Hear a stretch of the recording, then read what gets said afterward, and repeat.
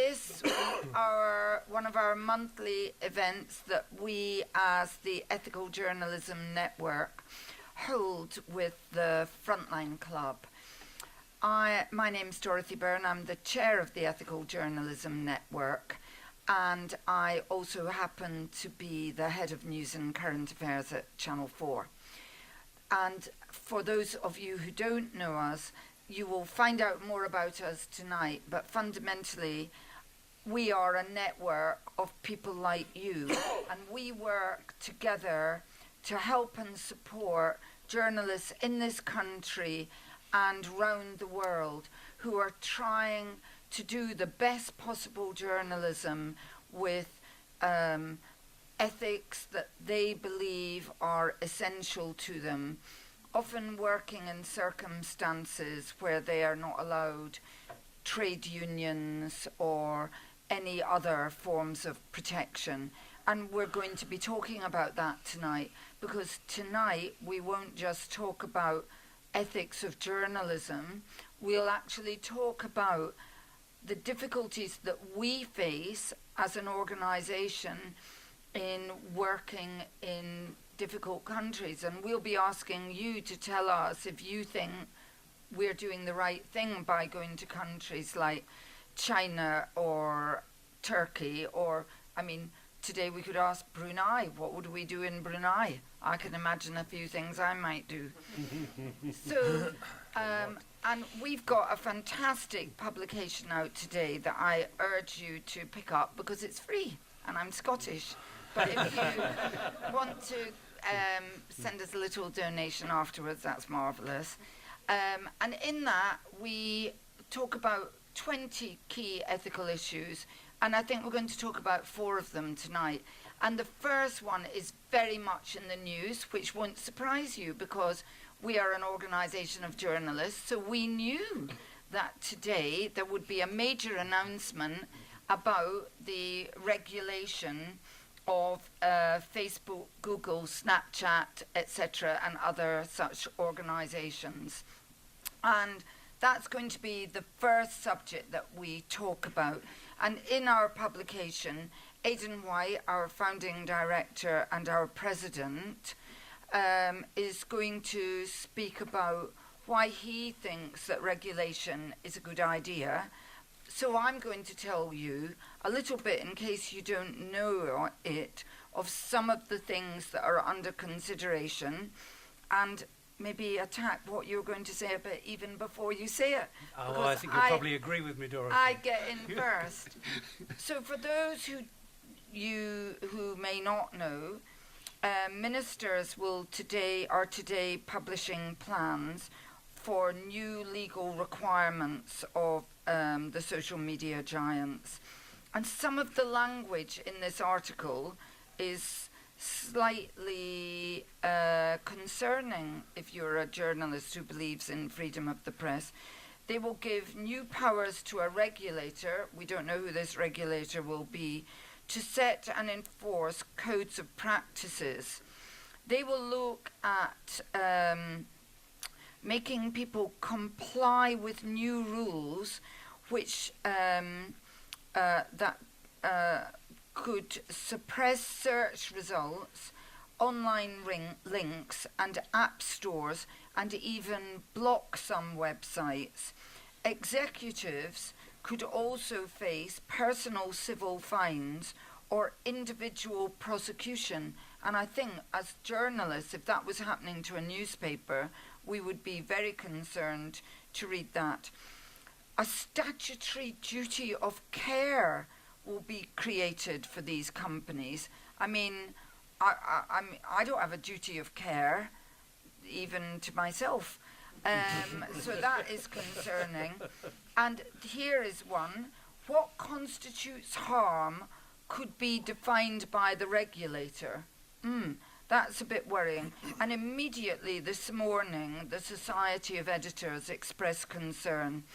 They said that what is suggested may threaten basic rights to freedom of expression if it's not introduced properly, and that draconian regulation must be avoided. The devil is in the detail.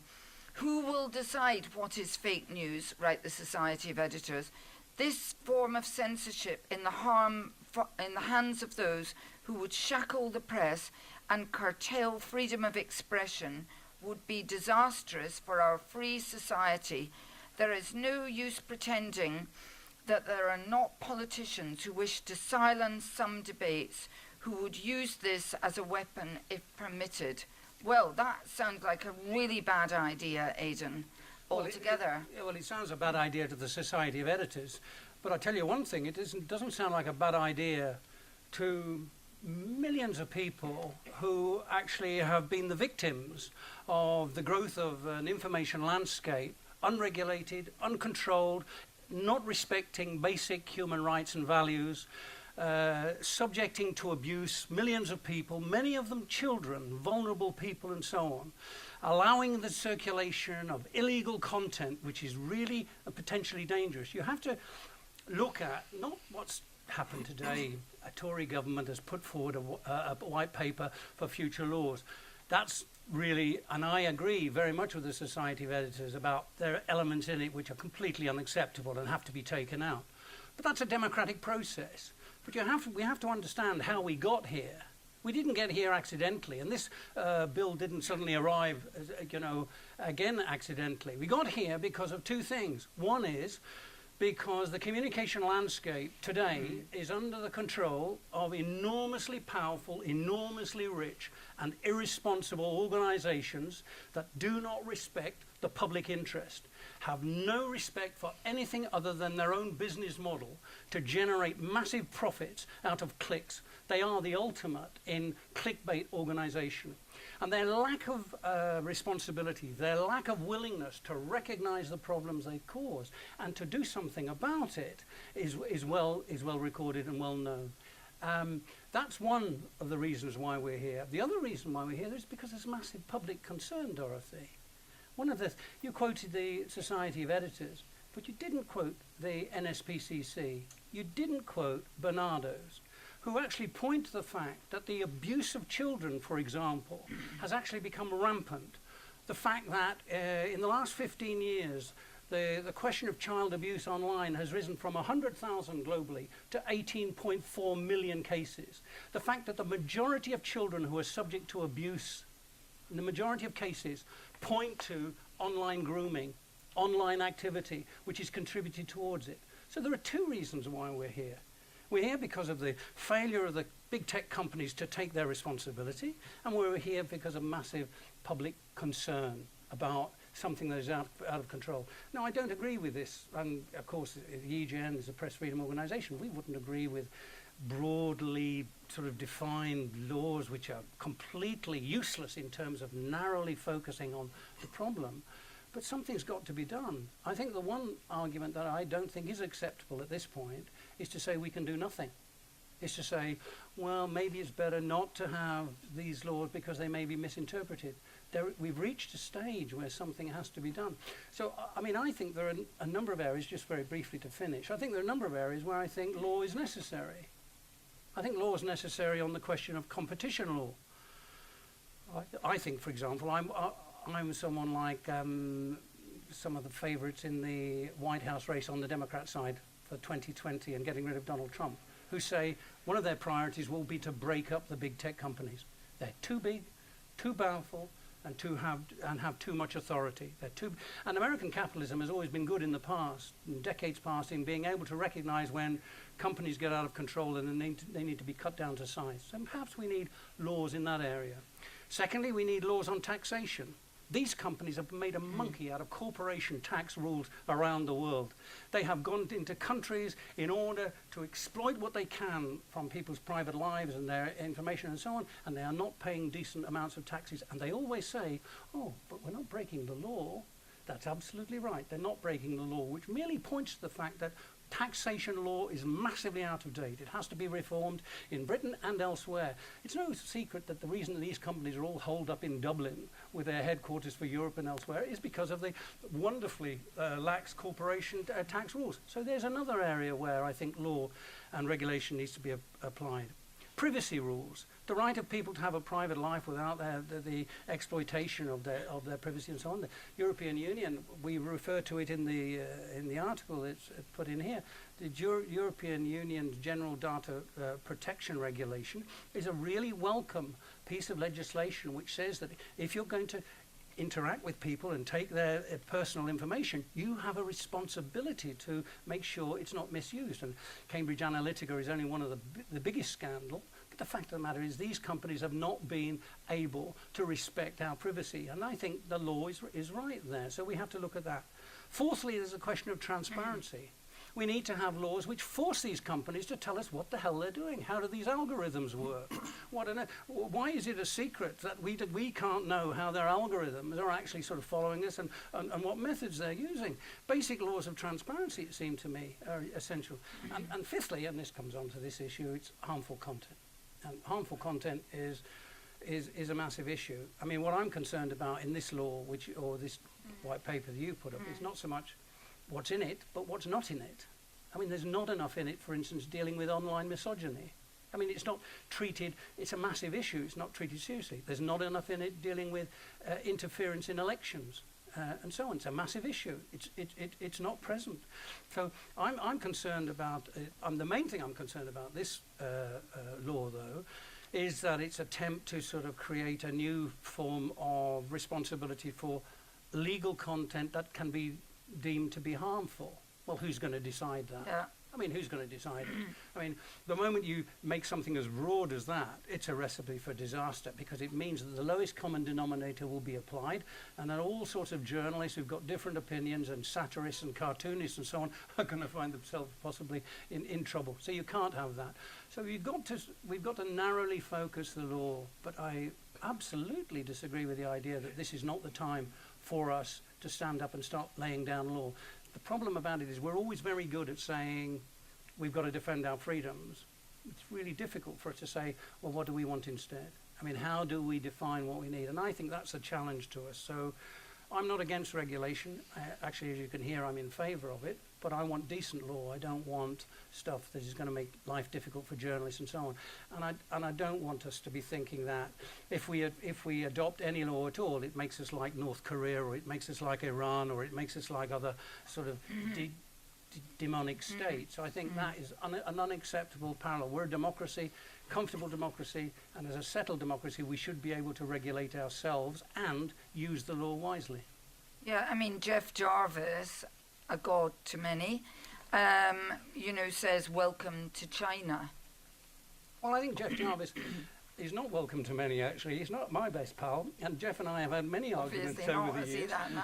Because, I mean, Jeff Jarvis, I mean, I've talked to Jeff, and I know him, and I respect what he's got to say, but he's the one, for instance, who thinks that any public service institution, that is to say a public service broadcaster or anything that receives public money, is completely unacceptable. It impinges upon sort of basic freedoms and so on, because it allows the state, through whatever mechanism you have the possibility of influence, and that itself is threatening. Well, I mean, that's a point of view, but it's a very narrow and very often only American point of view about how the media landscape should be organized. So, Jeff and others will have different opinions, but I think, we're at a place where we need to think about good law and how we impose it. If I look at, say, harm to children, where I've been on other panels where people say, well, how do you define harm to children? Actually, as in my Channel 4 life, we secretly filmed the Dublin moderators who had rules about harm to children. So I think it's the case that even Facebook internally, although it didn't follow those rules, in fact, can find a way to define what harm to children is. But defining fake news, because in lots of the publicity today, they've talked about stopping fake news. Now, we'd all like to stop fake news. It may mean some newspapers have to shut down, but,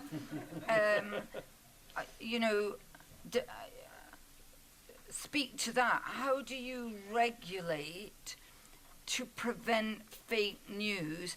Is regulation the answer, Or what should we, as supposedly ethical journalists, ourselves be saying to those who will be consulting on this white paper, or saying generally about what the practical ways are to stop fake news, to identify it so you can stop it?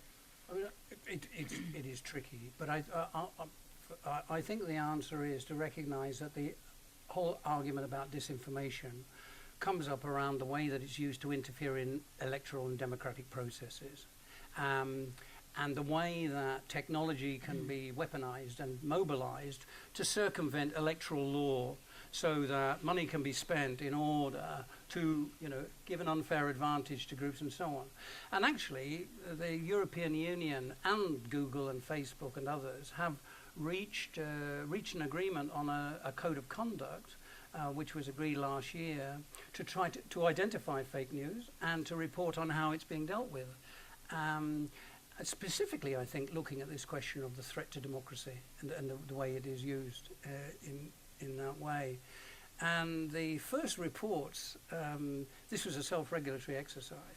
The first reports were due in January this year, and they were published this year. And I'm just quoting from our report. It says, the European Commission Security Chief Julian King criticised Facebook in particular for what he called patchy, opaque and self-selecting reporting from Facebook and other tech companies. And I think in a way that is the problem, that where you've got companies that are actually really unwilling themselves to use the technology, which they can use, if they're unwilling to do, and even in a self-regulating process, it's inevitable that there will be pressure on politicians to intervene to try to correct it. So, I mean, I think what we have to do is we have to say use what pressure we can on groups like Facebook and others and say, look, shape up.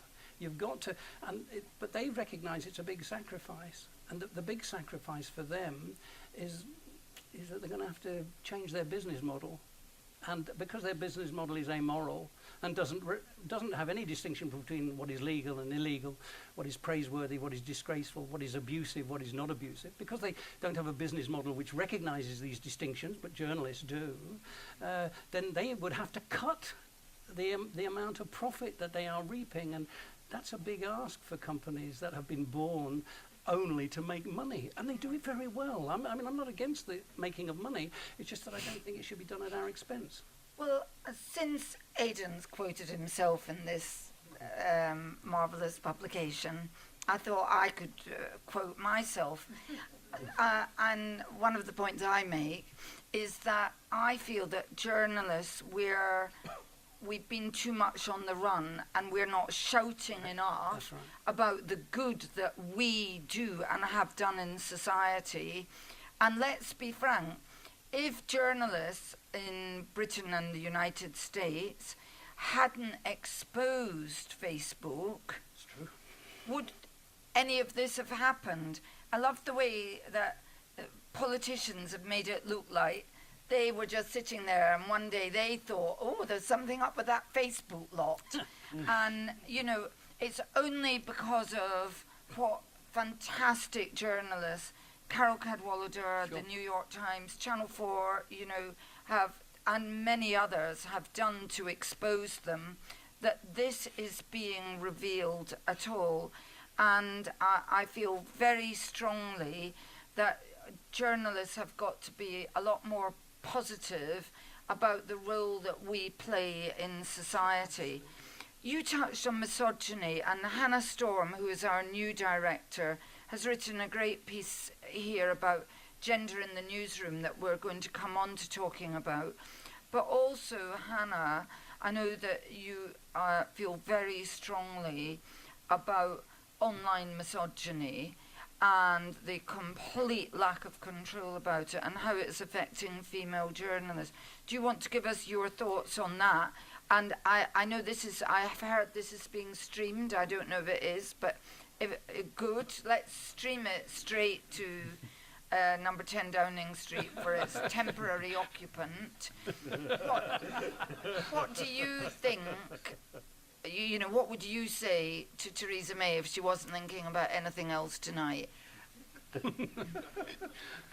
Firstly, let me take a step back. On Saturday night, I had the absolute immense privilege of being in Perugia, in Italy, at the International Festival of Journalism, having dinner with Maria Ressa and Rana Ayab and Priya Ramani, three of the most brilliant and brave female journalists I've ever encountered, who, like the people you just mentioned, have really shown the role that journalism and brilliant journalists play in pointing out the bad bits about tech, about Duterte's troll army on Facebook, for instance, in Maria's case. So that's just, for me, is, I think a lot of the time we kind of, you know, as journalists, we have a lot of stones thrown at us, but I think we don't give ourselves enough credit sometimes in regards to the fact that, you know, Maria, for instance, is Times Magazine's Person of the Year last year. So that was an incredible moment.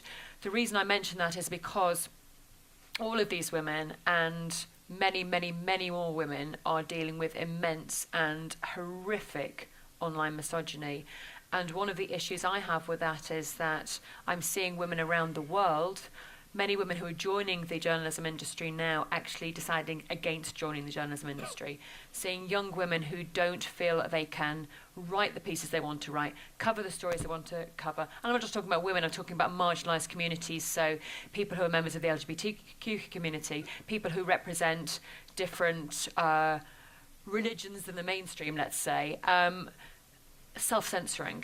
And that is a massive, massive issue to me. If we don't find a place and a space where people feel safe to be able to talk, we're not going to have the voices that we fervently need and strongly need.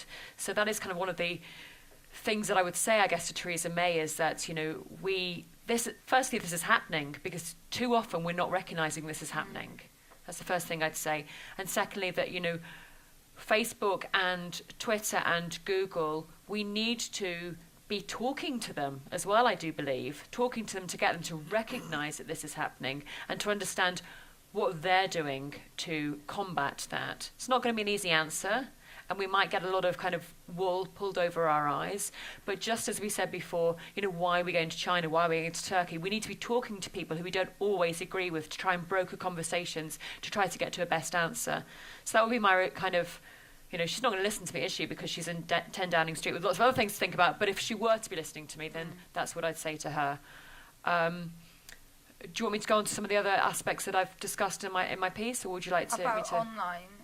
About online and about the representation of women's voices. Yeah, and online, because then I would like to talk to people about about their thoughts about regulation before we move on. From my perspective, and you know, I've spent, in my previous role at the International News Safety Institute, I spent a lot of time talking to journalists about how safe they felt online. And there was a Demos piece of research, which is a UK think tank, a few years ago, that said that women journalists were 3 times more likely to be exposed to online vitriol than their male counterparts. I actually think it's probably higher than that. Much. I think a lot of women are not feeling safe to come forward and talk about it. I do think that it's a very complicated conversation because it's normalised to some extent. And this is, you know, we can go on to having conversations about how the normal is abnormalised and the abnormal is normalised, which I think is very much the case when we talk about gender in the media and gender issues in the media. The fact is that, as I say, it's not being recognised, it's not being regulated, and even in newsrooms itself, managers in newsrooms are not taking it. They're starting to take it seriously, but they're not. And I do think that is a very, very strong ethical issue that we need to work on.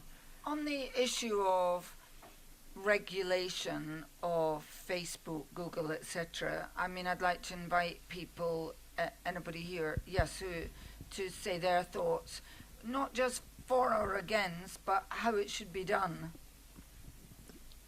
Thanks. Thanks for asking for thoughts and not just questions.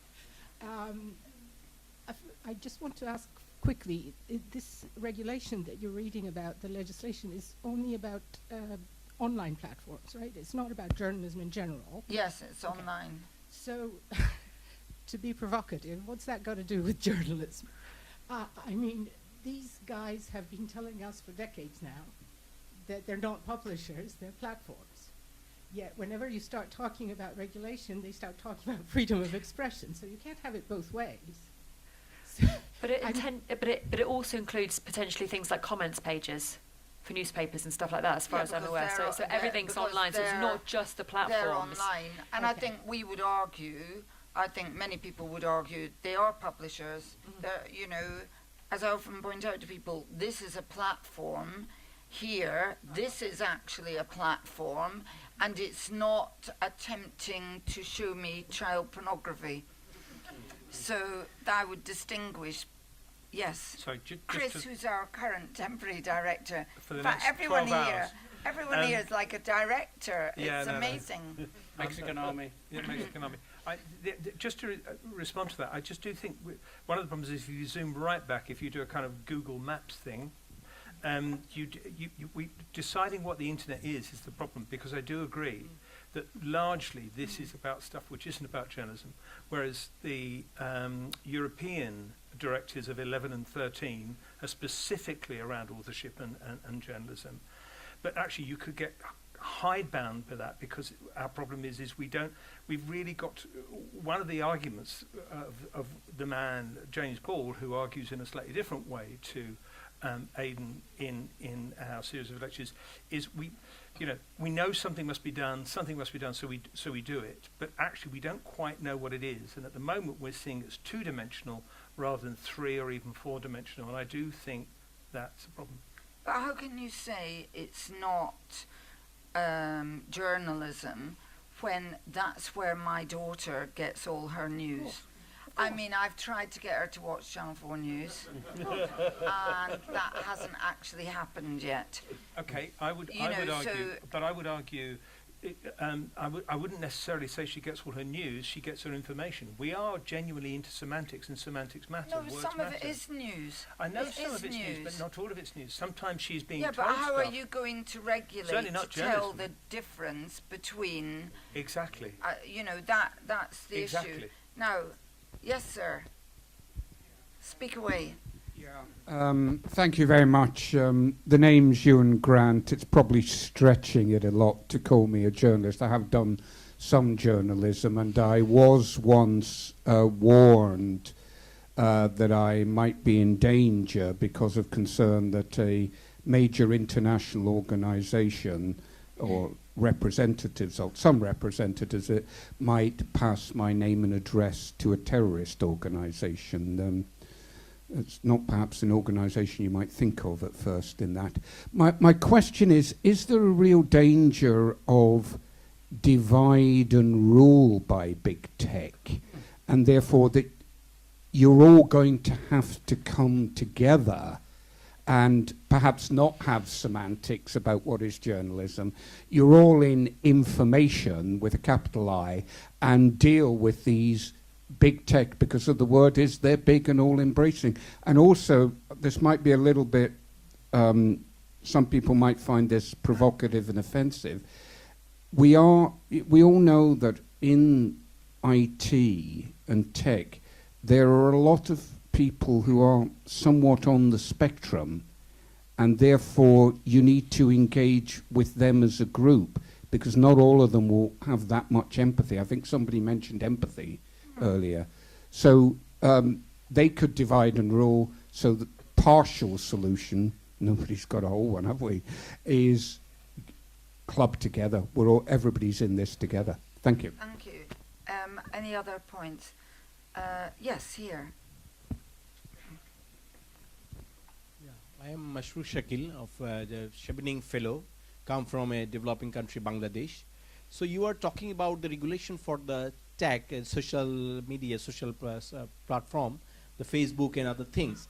But where the authoritarian government is itself authoritative about the journalism, when the big journalism institutions in the developing countries are somehow ally of the government, and to say positive of the government, and general people has no space to speak the truth, to know the truth.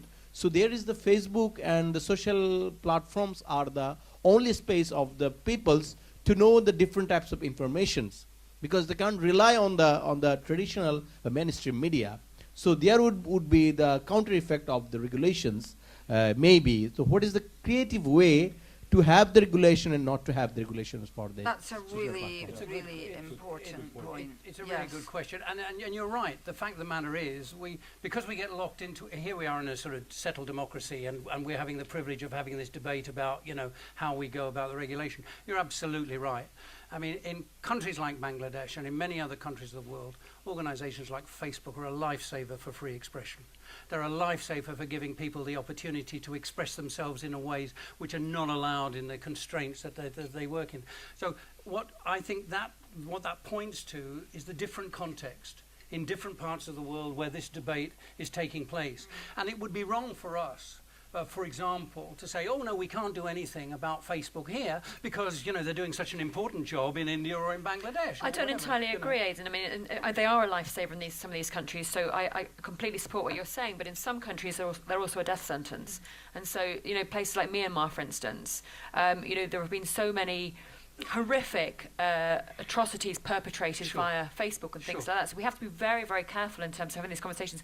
But I totally support what you're saying. And I mean, Salim, I don't know if you've got any suggestions in terms of what our colleague here is saying with regards to, the role that Facebook's playing in Africa in terms of trying to combat the role that some governments are playing. I think the problem is, if this is working here, the problem is that we're talking, like Aidan said, we're talking about this from a very first world point of view, and the reality on the ground is that we're never, we're never going to get rid of social media, whether it's Facebook or we have to accept it. It doesn't There's matter no point in being what the name is against going to it. be. There's always going to be social media, and what happens in Bangladesh, in Kenya, and Nigeria, when there is elections, when there are events that are happening, social media is where 99% of the people get their information from. Now, whether that information is fake or not is also a big problem. In India now, with the elections happening there, it is becoming a major problem of all the fake news that is being perpetrated, the attack with Pakistan, the conflict that's going on. It's being used as a political tool, both in India and Pakistan, to actually get votes and generate some sort of support. So I think it's really difficult to blanket regulate everything that's going on, and I think in developing countries, the majority of news, I mean, I mentioned this, we're jumping the gun a bit, but in my piece there isn't any photojournalist probably in the world that is going to get the first picture of a breaking news story. It is always going to be somebody with a mobile phone that is then going to post it. So as a photojournalist, it's very depressing for someone like me that I will never be at the forefront of breaking news anymore. But I will hopefully be able to do my job better later on by explaining how the situation developed and using maybe more reportage or more of a pictorial essay to explain the circumstances. But the people on the ground with a mobile phone and access to social media will always get that news out first. Thank you. And I should explain, Salim Amin Not is a director. He's not a director. Nor am I. Who knows? Salim is one of our trustees and part of our network. And it's wonderful to be here because I think it's the first time that in England May might end before April. So You yes. worked on that. Hi, I'm Sonia Bhaskar. I'm from India. I'm also a Shivling Fellow, so we're all here from there. And we met Chris, came to our class. Now, when we talk regulation, the big question is also about who will be regulating, because you mentioned India, and right now, the information broadcasting minister called all the platforms just before the elections and hauling the platforms up that there's too much of anti-right-wing rant happening, on your platforms. That's because we have a right-wing government right now in place. So, and that was the discourse that we had, that how can the government decide what should be regulated? So that's another question that we have been debating within our classes and amongst ourselves, that who will be regulating them? Even if we talk about regulation, and yes, they should be regulated, but who's the person doing it? Sorry, can I just explain that I'm delighted that we've got about half a dozen members of the Chevening Fellows here. It's something University of Westminster does with the Foreign and Commonwealth Office. They have about 20 journalists from Pakistan, India, Bangladesh, Sri Lanka, and they come each year, and I've had the privilege of speaking to them every year for the last 3 years, and I saw them last week, and they said they'd come along this evening. So they're a crucial. They represent about 1.8 billion people, so we should listen. And Aidan, I mean, we're sitting here in Britain with a government very different to some of the governments we're talking about there, and the idea of government regulation in probably most countries is anathema. I mean, look, there's no getting away from it. I mean, the fact of the matter is, in India or in Pakistan or in many other countries I can mention, the idea of handing over to the government a sort of blank sheet of paper and say, draw your own infrastructure for the institutions you'd like to run the media would be a horrifying sort of prospect. I mean, there's no doubt about that. But where and that is the problem that we have to deal with. And that's why we're trying in the EJN to work in countries where it's really difficult to try to encourage that. Someone said earlier about more people working together to try and create media solidarity, where industry where people that aren't very clubbable need to get together in order to be clear about what they need to change. But there's no doubt at all, and I'm certainly convinced of this, that we are entering into a period in the internet era, but particularly with social platforms, where we're going to need a completely new structural framework for looking after media. I mean, this is the reality of it. When broadcasting was introduced, we had new structures that came in. When broadcasting became private, we had new structures which came in. We're going to need new structures. The Cairncross report, which is trying to save the British local press, which is in dire state. I mean, there's a report out today about the fact that in Britain, democracy has been sacrificed at a local level. That's the reality of it, because there isn't accountability anymore, the lack of effective journalism at a local level. And the Cairncross report, the Cairncross review, she says we need a new institution, a new institution which is going to help sort of create a framework for providing resources to stimulate local media and local journalism. That will require government support and government funding. So the point is, we have to recognize that we've been there before. We've had to deal with change.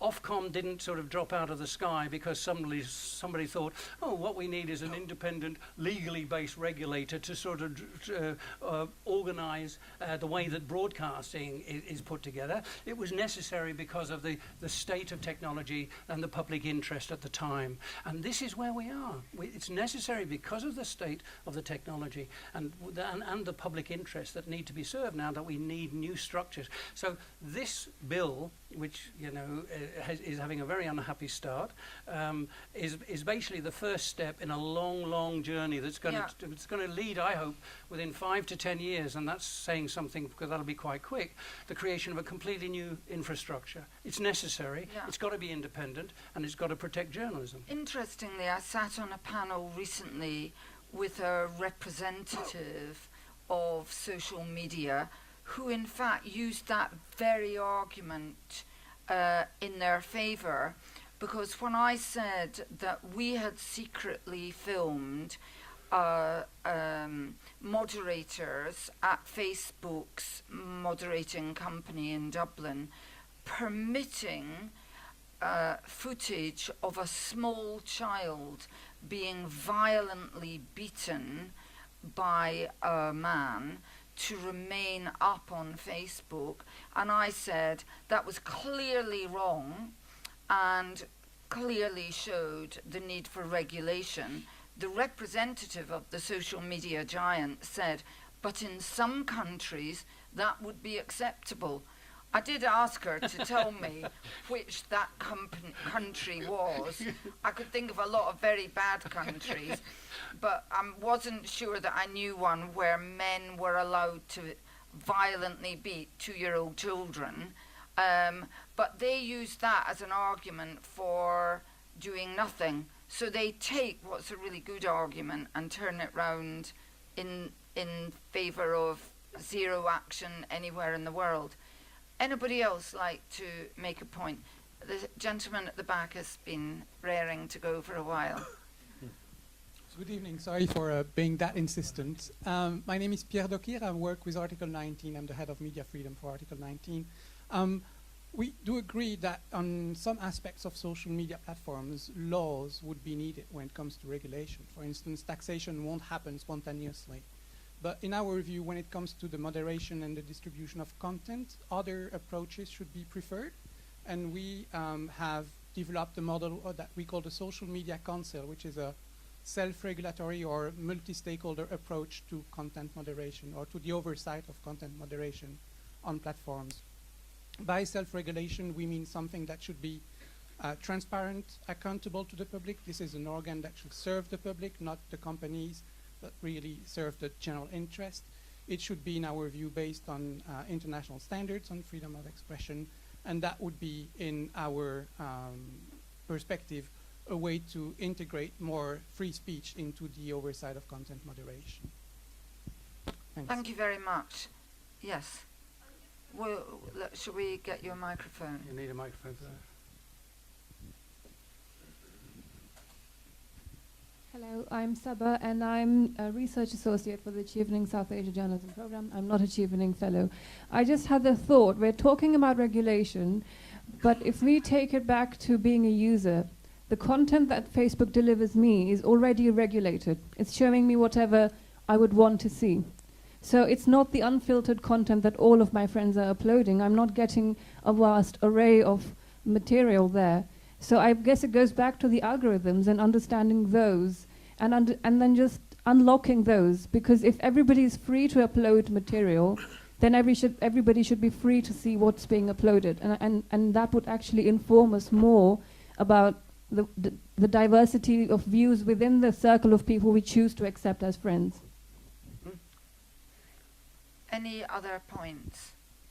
Yes. Yeah, hi, I'm Ed Proctor. I'm the Chief Operating Officer of Impress. We're a press regulator that largely regulates digital online media. And one of the things that really intrigues me about the white paper is we've discussed the question about whether platforms are publishers, but certainly a lot of the titles that we regulate are fairly innovative digital natives, and the question is, well, to what extent are publishers becoming platforms? And in an increasingly competitive digital online space, that's what intrigues me about this white paper and the proposals, to the extent to which they are going to organizations. Yeah, a very good point. I mean, I think that's right. I mean, I think we're going to see perhaps around this bill, this bill is going to kick off a really serious discussion internally in the UK, right within the media scene. And I think this is right. These are the sorts of questions that are going to have to be resolved properly before we can sort of move towards laying down detailed legislation and so on. But this is long overdue. If there's one thing to be said for this unhappy bill or this unhappy white paper, is that it's at last kicked off this debate, and because we do need to get something in place. This is not right the way it's framed at the moment, but the sort of question you're putting is certainly has to be settled if we're going to get something that's going to be acceptable to everybody. Actually, sorry, Salim, you first. I just want to ask a question because I'm not very tech savvy. How does one regulate live streaming, for example? It's become a norm. How does one regulate, for example, Christchurch? Exactly. I mean, how do you, if everyone is allowed to get online and live stream, how do you regulate, even if it's up there for only 20 seconds or 30 seconds before someone in Facebook or someone, it's enough. I mean, it's gone round. But it wasn't up there for just 20 seconds or 30 seconds. It was up there for a very long time. 15, 20 minutes. And so-called proper news organisations in this country put it up on their own services. So how do you regulate so in many laws you say that if something happened and you were unable to prevent it happening, you would not be prosecuted. So if something went up for 20 seconds, but if you kept that thing up all the way through, Or, in the case of a news organisation, you uploaded it, you could take a very different attitude towards that. And if a journalist happened to be there and filmed that event, Yes. would that be considered also crossing the line if that person happened to film that event rather than it being from the point of view If of they the killer? filmed it, or if they then let it be broadcast, because but that's a very different argument, isn't it? If they filmed it, that's one thing. If they then filmed it to broadcast, and you're saying if they filmed Yeah. it via Facebook Live, that's a very... Not filmed it, but even if But they filmed it and then you know, we broadcast already have that Yeah. in Britain, Cool. where if there's a train crash, yes, we film it, but there are large elements of it that we don't show live because you could be watching it and see your own mother die, and we do not do that, and we are not permitted to do that. So everything is a balance, isn't But it? this is an important point, because it deals with, there is a difference between Christchurch and what happened in Christchurch and what happened, for instance, in the Nice bombing. Here is a terrorist attack. In the Nice, after the Nice bombing, people were videoing the results of the bombing. It was horrifying, brutal, vicious, and they were streaming it. And people were doing it on their phones, and they were uploading it and so on. Media didn't do that, because media were reflecting. They were thinking about what they put up and so on. And all of the evidence shows that when you look at who was watching what, people waited until media came out with their edited and filtered versions of it. What makes Christchurch different is that this is someone who decided to use the online process to stream the information. It wasn't just someone walking down the beach and sort of seeing something happening and deciding to put it up. This was someone who decided they got a manifesto, they were going to actually broadcast live. Now, I don't often get into this position, but I will this time. I'm going to say some nice words about Facebook and so on, because Facebook and Twitter actually did some really good work. They worked really hard to take those streams down, and they showed that they could, when applied, they took millions of attempts to upload this material down very, very quickly. It wasn't enough, but it did demonstrate, it seems to me, It that shows you what they can do. it shows you exactly what they can do, and that if they apply themselves and apply their nous and technology, then there is a way of, you can't do it immediately, but within seconds of something going up, it can be taken down. And if the tech companies apply the brilliance that they've got to tackle that issue, then the problem will be solved.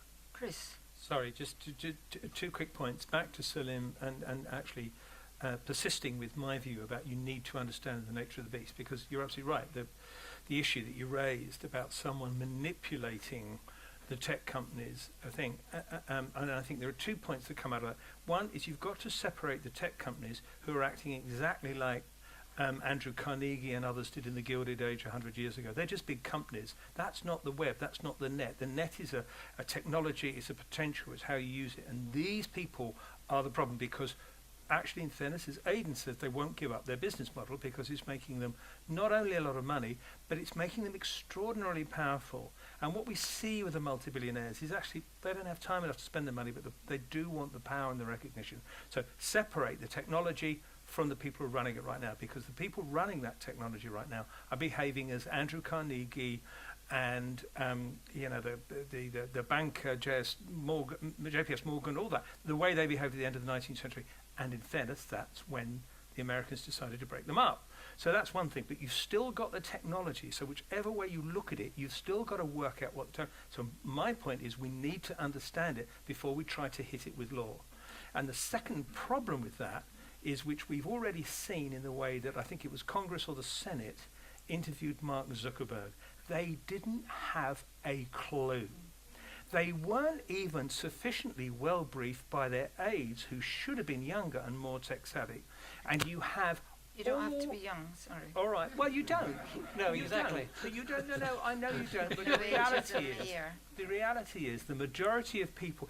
But there is something about the way technology is part of people's lives. If you're 18, is different. If you're 67 or 70, you go to it, you're interested in it, and you understand it. If you're an 18-year-old, you got your first mobile phone when you were 8 or 9, and it's like your third arm. your third leg.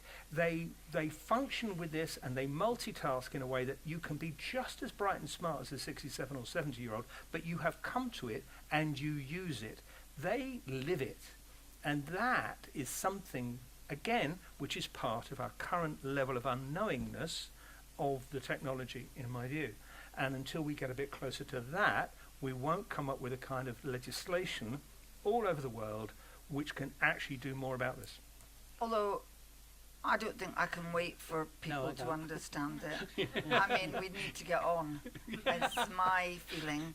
Well, look, this is a subject area that, you know, we come here once a month, and I'm sure that we're going to come back to this again and again.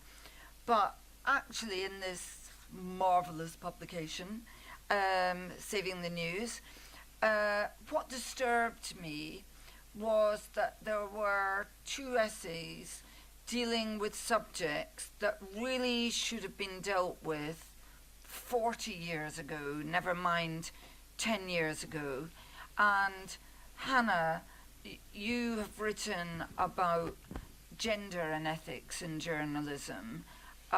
Piece, I hope you don't mind if I say I found a lot of it really depressing as an older woman, that we still have to talk about these issues, and you can't have any form of ethics in journalism when half the population is both underrepresented and portrayed so badly. So do you want to tell us a bit about how passionately you feel about this? And this is the weird thing, isn't it? If 50 or 51% of our population is female or identifies as being a woman, I find it totally and utterly peculiar that we're still paying lip service to this notion of putting gender on the agenda. You know, it just doesn't make sense.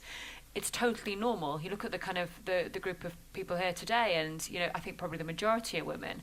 And yet, you know, we're saying, oh yes, we need to mainstream gender, or we need to talk more about gender, and we have organisations which are brilliant organisations like the Global Media Monitoring Project, which does a research project every 5 years. And I'm just going to give you a couple of statistics. So in 2015, and I really do think that it probably won't have changed by next year when they do their next report.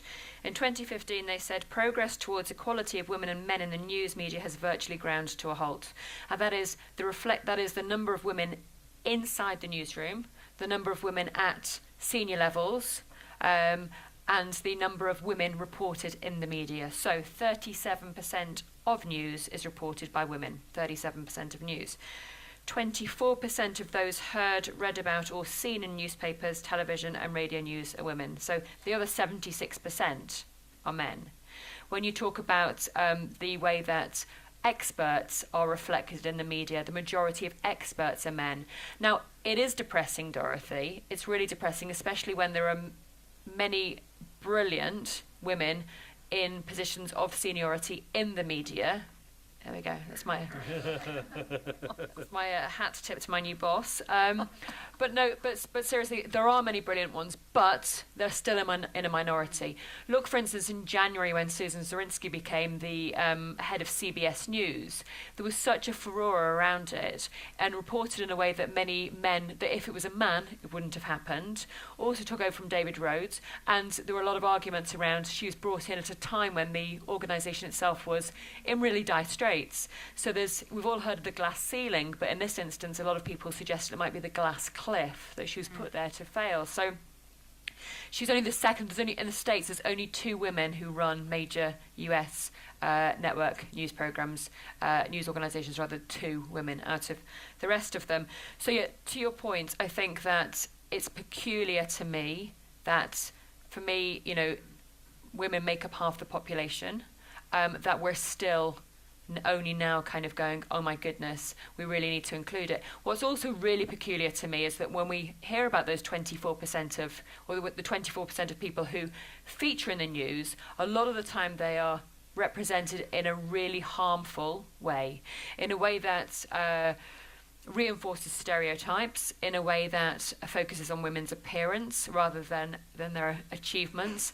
And many of you may remember the article a few years ago, the tweet rather, by the Associated Press when Amal Clooney was referred to as the actor's wife when she was standing to defend the Al Jazeera journalists who had been imprisoned on terrorist charges in Egypt. But the only way she was able to be identified was through the achievement of her husband, and yet she's an international she's one of the most important people in international human rights law in the whole world. When Nancy Pelosi, who is the most powerful elected politician in the United States, back in January when she was sworn in again, she was described as wearing a hot pink dress in a photograph that was tweeted by the New York Times.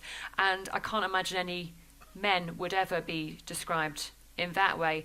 So what I'm really, really interested in doing and talking to people about is how can, well, I probably weren't wearing a hot pink dress anyway, but you know, in the way that they're wearing clothes, what I'm really interested in talking to people about as we hopefully move forward and advance some of these conversations is how can we look at supporting the news media to better represent the voices and the positions and the stories of people who are underrepresented, not because of their percentage in the population, but underrepresented in terms of the positions they hold in the media and the positions they hold on news reports. And just from a final point, echoing back to the online harassment that we were talking about before, if people don't feel safe to talk about these kind of things, they're going to remain silent or they're going to self-censor, and it's really, really damaging in that instance to our press freedom and to our democracy as well.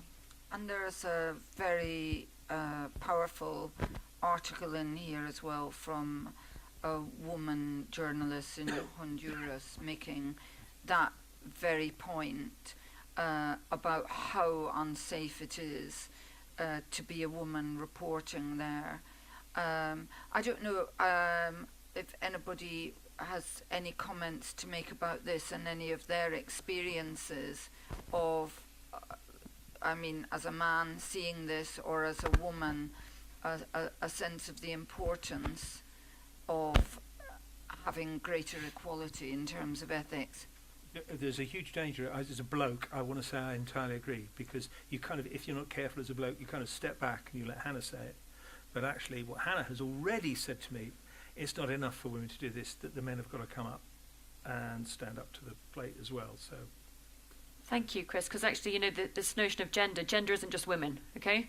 And sometimes we kind of think gender is women, gender doesn't equal women, gender equals everybody, people of all genders.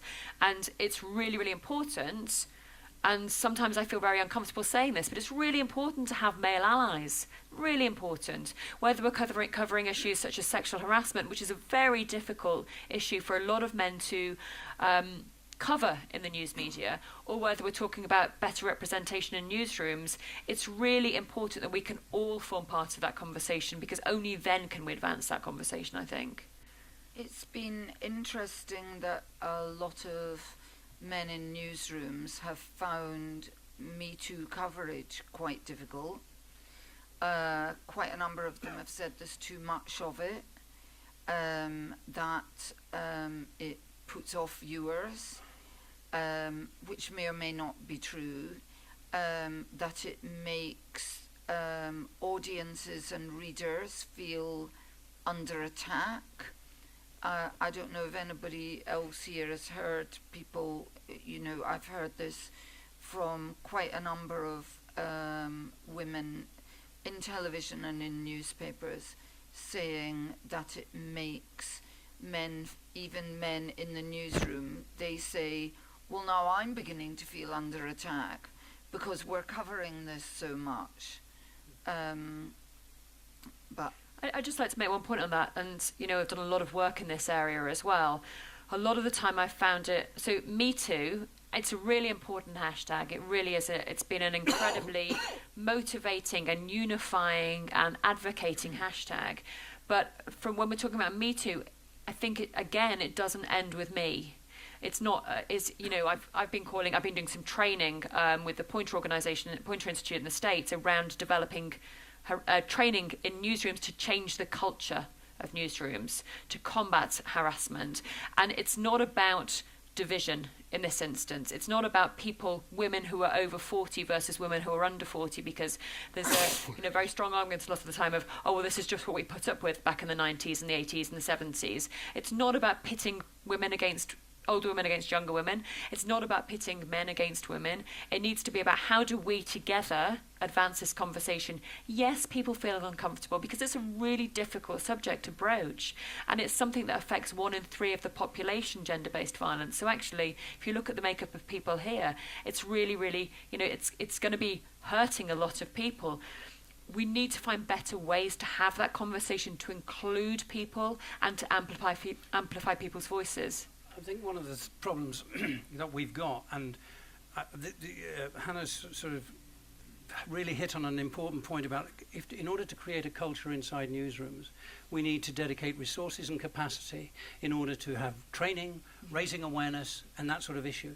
And this makes the link between this issue, or a part of the link between this issue and the issue we're dealing with before, which we didn't properly deal with, was about how the tech revolution has stripped resources from media and media's capacity to actually ensure that their internal systems are operating properly. And I was reminded of this a couple of months ago, and I don't know if people remember what was called the LOL group, based in Libération in France, where there was a group of men, male journalists in Paris, who formed their own group, which were exchanging as a male group, a sort of boys' club, abusive information which they were circulating, targeting certain women in journalism and outside journalism, but deliberately targeting and deliberately abusive.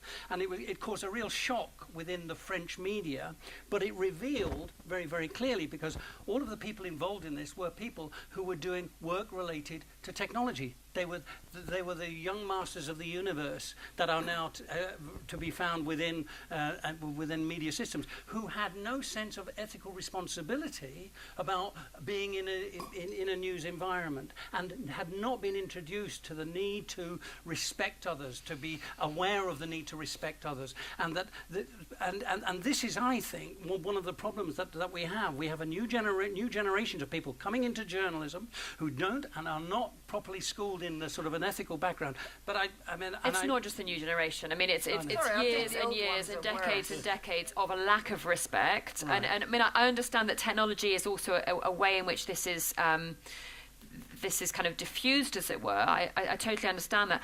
What I would say is that, so it's about respect fundamentally. This costs news organisations masses of money, masses of resources when they have to deal with it. Yeah, they have to pay. They have to pay. They have to $22,500. So the Harvard Business Review did a study, and it was something like $22,500 it cost for every instance in which sexual harassment was having to be dealt with, and that was not in legal fees. That was in lost performance. That was in people's mental health.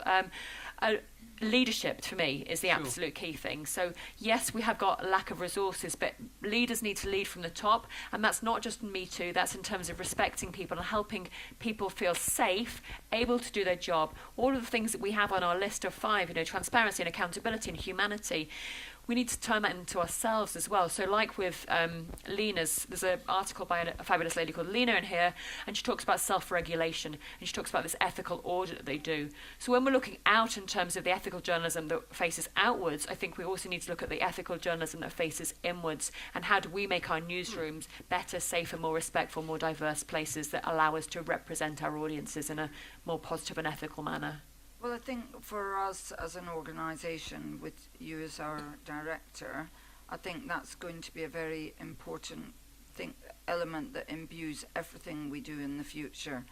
But another of the articles that I felt could have been written, when Aidan and I started in journalism 45 years ago, was when you were talking about the portrayal of Africans and black people in photographs. And do you want to tell us a bit about how you feel that there's a dichotomy in attitude there? Yeah, I was referring to the New York Times photographs, or publishing the photographs from the terrorist attack in Nairobi in January of the Dusit Hotel. There was a massive anger from Kenyans, especially, to the New York Times, and the New York Times refused to pull those pictures down, but they're still on their website. But it was of the bodies in one of the restaurants that had been bombed in the hotel, that a grenade had gone off, and then there was this big debate about rightly, I think, Kenyans saying, why was there no bodies shown in New York at 9/11, London 7/7, Nice and other places, but why is it okay if it's Africans that were part of this terrorist attack? And I mean, I personally, as a photojournalist, think they were brilliant pictures. I think, given the I know the photographers that took those pictures, I think they were brave to go in there. They were brilliant pictures under the circumstances. They were not graphic in any sense of the word. If I had been an editor, I would have published those pictures without any hesitation. But I would have done the same for 9/11, for 7/7, for any other terrorist attack. I would have put pictures of dead bodies, because that's what happens in a terrorist attack. And it's not glorifying the terrorists or what they did. It's a fact of life. And I think, but the problem is there's no consistency. And it's this whole thing about, developing countries being covered in a very different way to developed countries, and, why is this the case? And it has been happening for 40 years, 50 years, that Africa, Asia, the Middle East to a certain degree, Latin America, have been treated very differently to Western Europe and the United States in terms of coverage. And so I was just, talking about the ethics of photojournalism in particular. I don't know if the editors even consciously think about it when they're publishing that. I'm not blaming the New York Times photo editor of that day, but I don't think I think subconsciously they do it, but it's because there is a lot of older white like people that run the news desks still to this day, and so they have a very different way of looking at the news.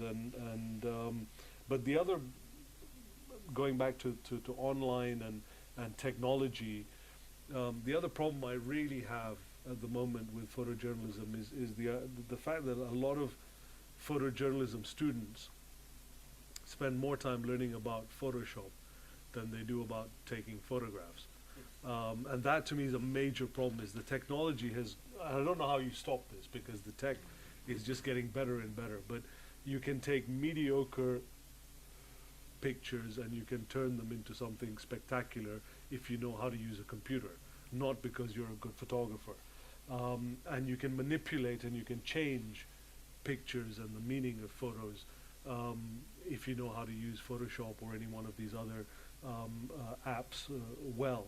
And that to me is a major concern in terms of fake news, in terms of what we're showing out there, and it's become so good that it's difficult to even tell. So even if you have experts in newsrooms or on picture desks in newspapers, it's almost impossible to tell a fake photograph from a real photograph. And this is a very dangerous trend. And do you think people are not even conscious of the potential ethical issues of some of the things that they're changing? They may not be inventing the photo to give a completely different message, but they're making the images starker or more dramatic. I think we've become a generation has come up that is just wants to change everything. So nothing is good enough raw. Something has to be changed. You have to add a little bit of shadow, or you have to put a bit of saturation, or put some vibrancy in it. All these different terms that I never learned as a photojournalist. You went into a darkroom and you managed to manipulate whatever you could on the screen, and it was a real picture at the end of it. There was no manipulation of it. But nowadays everything has changed. You make your face look nicer. You make even selfies. You start doing things to make yourself look nicer, and you can fool lots of people. Trust me, I've met some people that I'm like, really? But you know, to me, it's very dangerous to that road that we're going now, especially when they teach that in universities. Yeah. And again, it comes back to I think even the education and training of journalists now is not being done the right way. You make a very good point, which is lots of time is spent training journalists in colleges and universities, photojournalists, in these techniques, but not time in the ethics. And also you make another very interesting point. Some of you may not be aware that Mo's father was one of the world's leading photojournalists, and it was his film of Ethiopia that brought about an enormous worldwide move to try to intervene in the famine. But you were telling me what it was like looking at his photos that were raw and real compared with the photoshopped and etc. photos now. And what was the difference for you? Again, you knew that they were not being, this was the reality of what you were seeing. I didn't have to think twice about whether he had, photoshopped another famine victim there, to make it look better, or he had moved, an elephant in front of another mountain so it makes it look more spectacular. I didn't have to think about that. I just saw this raw images that are disturbing. Many of them are disturbing, and I don't think there's anything wrong in disturbing photojournalism. I think we've become very politically correct, or far too sensitive, maybe censoring ourselves to not show dead bodies or the reality of a famine, a war, a genocide. I mean, we're commemorating 25 years after Rwanda in 1994, yesterday actually, or today. There was, if you look at, we have the original footage from Rwanda. We were the first cruise into Rwanda in 1994. And we have I was looking the other day at the raw footage of that time. And it's horrifying, and I would never make it on a TV screen today. And I think it's very wrong. I think it should be on a TV screen, because we need to remind people that this is the depths that human beings can go to. And I think if we don't keep shocking people, and nothing is going to be done. Sorry. I mean, there's a question there, isn't there? And it's one of the things that we try to deal with, which is that if your aim is to shock people all the time, at some point you desensitize them. Sometimes the shocking becomes the normal, and when the shocking is inhumanity and the inhumanity becomes the normal, then there is something disturbing about we've already gone down that road. I think we've already got to that stage where a guy can walk into a mosque and massacre 50 people on effectively live television, but streaming television, and people will share that. But people were outraged about it, weren't they? They were. There was a massive backlash against it. There were millions who wanted to share it, and again, I don't understand. I'm trying to understand, why would anyone want to share it? But I think we've become. They didn't. I went the next morning to give a talk at a school to sixth formers in Salford, and many of the pupils there were themselves Muslims, and I began by saying, how many of you shared that? And quite a number put their hand up, a minority, but not tiny. And then I said, how many of you are planning on looking at them? And more of them put their hands up. And then we had a debate about, is it right to do the job that he wanted you to do? He wanted you to look. And then they thought about it a bit, and they agreed that maybe they shouldn't watch it after all. But just on the point you've made, there's a big issue going on here about how victims of famine are portrayed. And of course now many people say that the word victim shouldn't be used in different circumstances. And there's just been a row, I don't know if you saw it, about a young BBC journalist, Stacey Dooley, got into trouble for holding a small black child as part of a BBC appeal. Do you have any thoughts about this? There are two issues. One is, should rich white UNICEF ambassadors be shown in newspapers holding children's hands? And the other is little pictures of little children holding their hands out and begging, that used to be just taken as acceptable when we were younger, but now many people are saying we shouldn't show photos like that. What do you think? I mean, again, if it's going to help save people's lives, I don't care if you're white, black, green, yellow, but if you're going to help save people's lives by raising awareness in a world where it's difficult to get people's attention for 60 seconds, 90 seconds, but because you're famous, you can get younger people's attention for a lot longer, and that can lead to tens of millions of pounds going to help a famine hit area or place, then I don't have any issue with that if it's going to a good cause. If it's going for ratings, and this is where I again, I don't have the answer. If it's going to improve ratings, if it's, if you want to be cynical and say this is the aid agencies doing this because they need to raise more money, so they are again manipulating a situation so that they can make sure that they're getting paid for the next 5 or 6 years, their salaries are getting paid.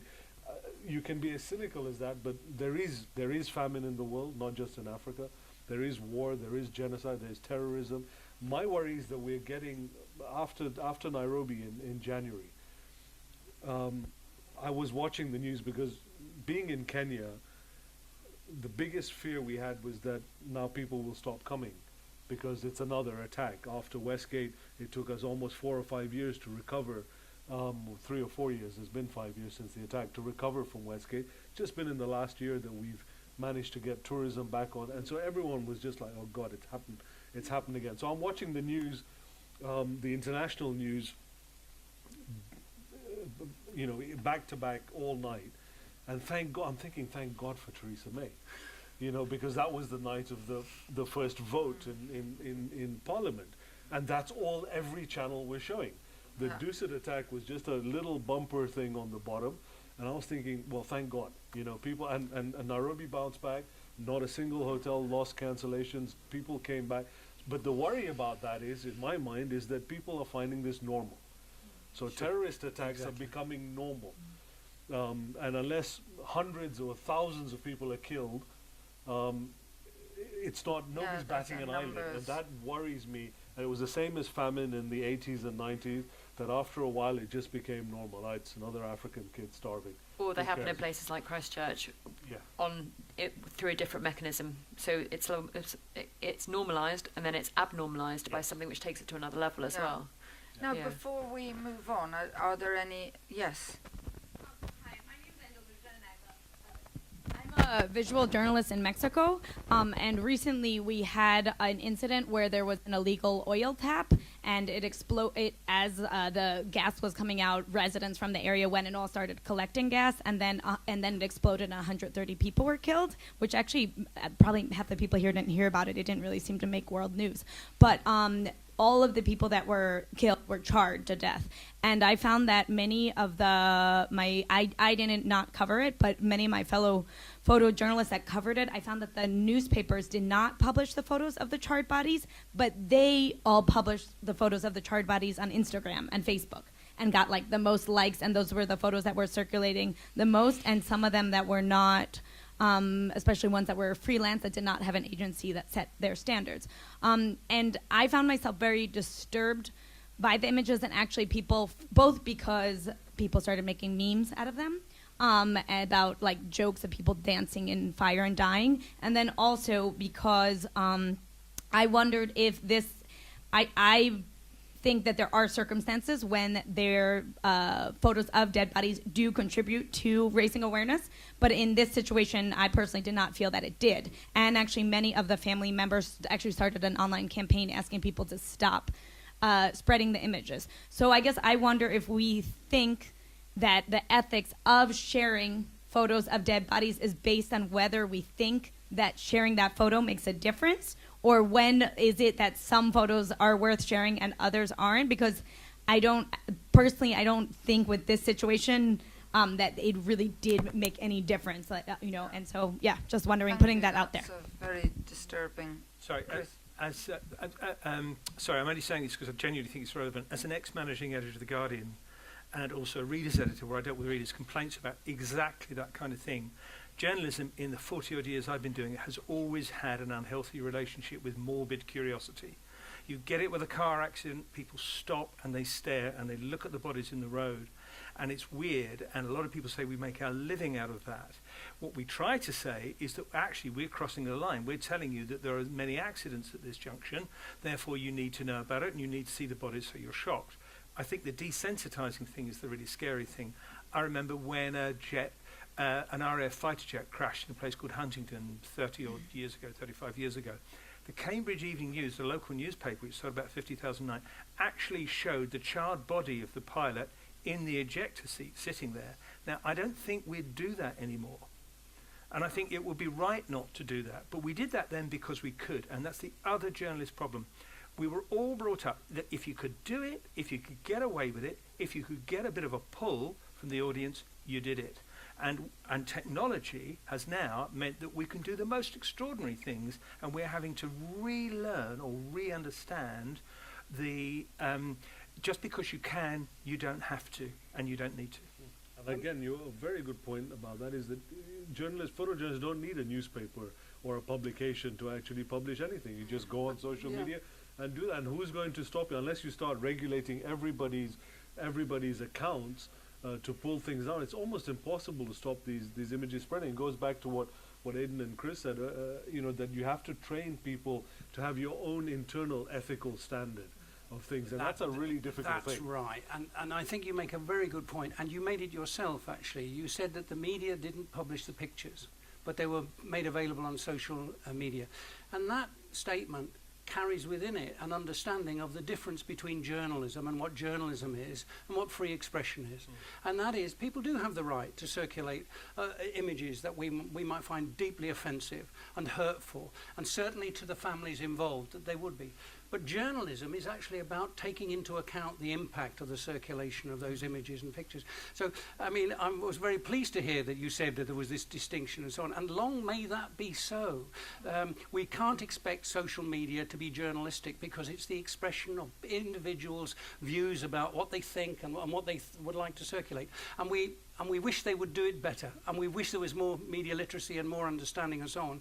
But it is important to notice that actually in journalism, we have to take that responsibility, and we don't have to use the technology, which is available to us, to broadcast all sorts of things, because actually it's not journalistic and it's not ethical. Now, finally, I mean, we can go downstairs after this and all discuss all and any of the issues that we have talked about so far. But finally, I would like Chris to just talk a bit about the ethical dilemmas that we face as an organisation. And I think this is for you to throw out some of the issues which I think we will then talk amongst ourselves downstairs as well, about whether or not it is right for an organisation like ours to work in countries, and we talk about it in this document, which we work in two countries, China and Turkey, which are two of the world's leading jailers of journalists, rife with censorship. So can it be, and is it right, for example, to work in China where there can be no freedom of the press at all, and yet we're working with journalists there, or to work in Turkey where any journalist who steps out of line is at huge risk?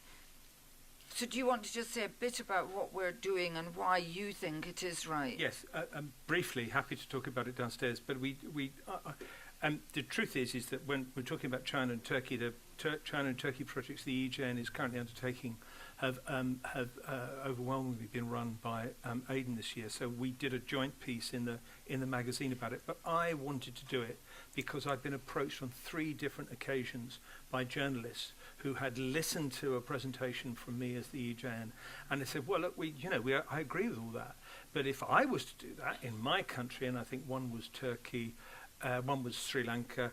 And I can't, maybe it was the second person from Turkey. He said, we could lose our job, we could be imprisoned, and we could, this ethics is fine and dandy, but we need to pay our mortgages and we need to not get shot. And I felt that it was something that we had to address. And the other half of that is actually working in countries where, if you're working in China, you're working, and Aidan has the experience of that. If you're working in China, you're working in a country where not nearly, all the journalist organizations and newspapers are associated with the state. And even if they don't run them every 5 minutes. And my brief answer to that is that if we were to retreat from every single place where either the state is oppressive or authoritarian, or there's a risk, then we could just sit in one of the finest countries for press freedom in the world, which is Norway, and kind of talk to ourselves. When we go to places where either we know we're dealing with organizations where, their first principle, like in Vietnam, the first principle of their journalist code is do nothing which embarrasses or hurts the state or the Communist Party. What you're doing is one of the things we do, or try not to do, we don't talk at people, we try to talk with them. We try to spread the word. We try to sow the seed that look, these are the ethical journalism principles that we think are worth living by, are good and make better journalism, and we invite you to listen to us. And as Aidan says when he talks about China, you go there, you discuss with the state apparatus, and you try to give them an alternative, a different view of the world. And what you hope is that you sow a seed, and that one day one of the many people that you have been given the opportunity to talk to, and you have to be honest and straight with them, you have to be very clear that you're not going to duck a difficult question, you have to be very clear you're going to encourage them to think about it, that they will go away and at some point they can either use it in their daily life because the particular aspect of ethics, for instance, whether you talk to what age you talk to children without a supervising adult with, matters even there. So, and the thing about danger is we do not tell people to get killed. For instance, in Turkey, it's been what Aidan and people have done is absolutely brilliant, and Dasha, they've created a coalition for ethical journalism in Turkey, and that's an incredibly disparate group of journalists, academics, trade unionists, even 1 or 2 editors, and they all want to discuss what ethics is, what is the power of investigative journalism, and the EJN is helping them build tools for ethics in data journalism, ethics in investigative journalism. Now, to what extent they can use that right now, how they can use it, you have to have that conversation with them and allow them to do it. But to say, well, we're not going to go to Turkey, we're not going to go to China, we're not going to go to Vietnam, we're not going to go to Russia, we're not going to go to Ukraine, we're not going to go to any of these places. We're going to stay in Neasden and talk to ourselves in a coffee house. That's not the right way forward, we believe. And we wanted to put that down and say, if you want to argue with us, that's fine. This is what we believe. This is why we do it. Yeah, briefly, Aidan, why do you think it's important? Because you could potentially be used as a propaganda tool by the government. For the fact you're there, you make them look a bit free when they're not. Look, I mean, it's essential that you're not naive in this business. Ethics are not something, which is just an academic question for us to sort of consider. How to apply theories of communication. They are a living reality in countries where press freedom is particularly under threat. And when you are working with journalists, it's really important that you understand from what they say the reality of their professional lives. So I don't believe that what we do or what we should do is to go into other countries and tell them how to do things. I actually find that whenever I go into other countries, I find that I learn very much about the complex nature of those countries and also about the complex nature of journalism, the different layers that exist. Some people say there's no press freedom at all in China. I think I disagree with that. I think if you go into certain areas in China, certain corners of China, you'll actually find people reporting quite freely and following some sort of sense of ethical and public service values in what they do. There are all sorts of areas of journalism. It can be about health, education, it can be about local affairs, it can be about sport, it can be about style, it can be about youth, it can be about lots of things. People want to report, they want to report with competence, and they want to report with a sense of value to the public.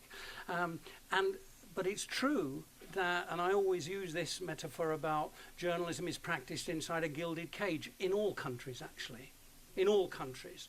Journalism is practiced inside a gilded cage in which the journalists can flutter around freely, reporting freely until they touch the things which are sensitive to those in power. And when they touch the things that are sensitive to those in power, then the journalist very often will retreat into not direct censorship, but very often self-censorship and so on. Now, sometimes the gilded cage is very big, and we like to think in Western democracies that we have a lot of freedom, and actually we do. But there is limits to that as well, so we shouldn't fool ourselves. Countries like China, the gilded cage can be very wide, and then suddenly it can be made very, very small indeed by a government which knows how to turn the tap on and off in terms of control. And in Turkey, I think I'm very positive about Turkey. It's one of those sort of countries which is horrifying to know that so many journalists are in jail. But actually democracy is not dead in Turkey. We've seen that in the last week or so. I mean, the narrative about Turkey until the recent elections was that there's a big authoritarian in control, and he controls the country with an iron fist. Well, excuse me, you can't say that to the people of Ankara and Izmir and Istanbul today. So the reality of it is that Turkey, for example, is a better place to be working in because there are more sort of progressive currents at work and so on. And I think and Chris has referred to it, this Coalition for Ethical Journalism, it's for the first time. It's for the first time in Turkey. All these different stakeholders got together and decided they wanted to work together around ethical values, around sort of trying to keep the flame of journalism, of real journalism, alive. And it seems to me that is tremendous. And it's not just Turkey. We had a meeting a couple of weeks ago in Turkey, but which involved all of some leading independent media from the Western Balkan states. And in the Western Balkans, a forgotten corner of Europe, there are massive problems for media and with political interference and so on. And there was this group coming together wanting to do something different. So I think what we have to do is to open ourselves up to contact, meeting people, trying to sort of build contacts that are useful, opening up avenues for dialogue and constructive sort of cooperation and so on. That's what our role is. And I think, there's much to be done there. We're not going to change the world. We're too small, but at least we can make sort of modest contributions to better dialogue. I would urge you, please get involved because this work is so exciting. What neither of you has mentioned is how fantastic many of those individual journalists say it is that we as other journalists reach out to them, and just even the fact that we are so interested in helping them to maintain standards of journalism in such difficult times really means a lot to them. So I hope that we will carry on this discussion downstairs. Can I make a quick point? Yes. It just seems to me like we miss, when we're speaking about ethics in journalism, when we're speaking about going to places like Turkey and Brunei and China and stuff, that in our very city we have, in my view, the most important journalist who's actually been in prison for 7 years. Some people might not even know what I'm talking about. His name is Julian Assange. Right. Okay. Well, we can talk about Julian Assange downstairs too. Okay. Thank you. Talking about press, I'm talking about fake news. And I was interested to hear that the 20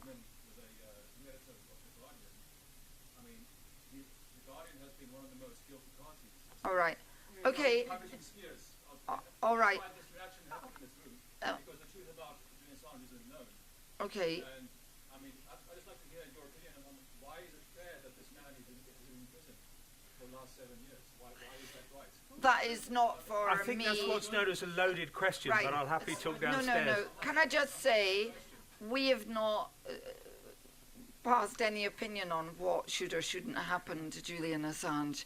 That's not what we're talking about tonight. Why ethics and journalism, that's not freedom of the press? That's not exactly what it's about. Okay, well, look, we can carry on talking about Julian Assange downstairs. Feel free. Right, sorry, we actually... All right, one more, and then we have to go down. Yes. Yeah.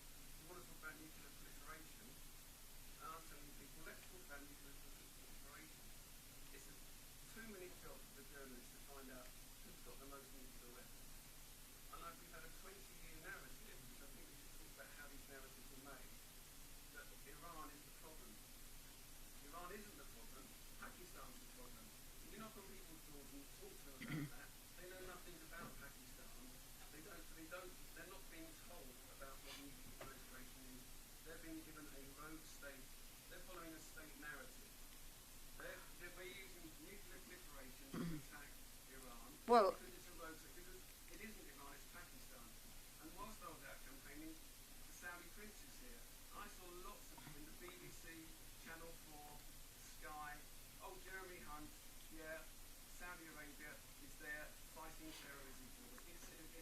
well, if you had watched Channel 4, you would have seen us show how Britain is fighting with Saudi Arabia against Yemen. That's not what we're talking about here tonight. Thank you very much. Thank you. Thank you. So I would like the other trustees of the Ethical Journalism Network to just make themselves known so that this gentleman can approach them.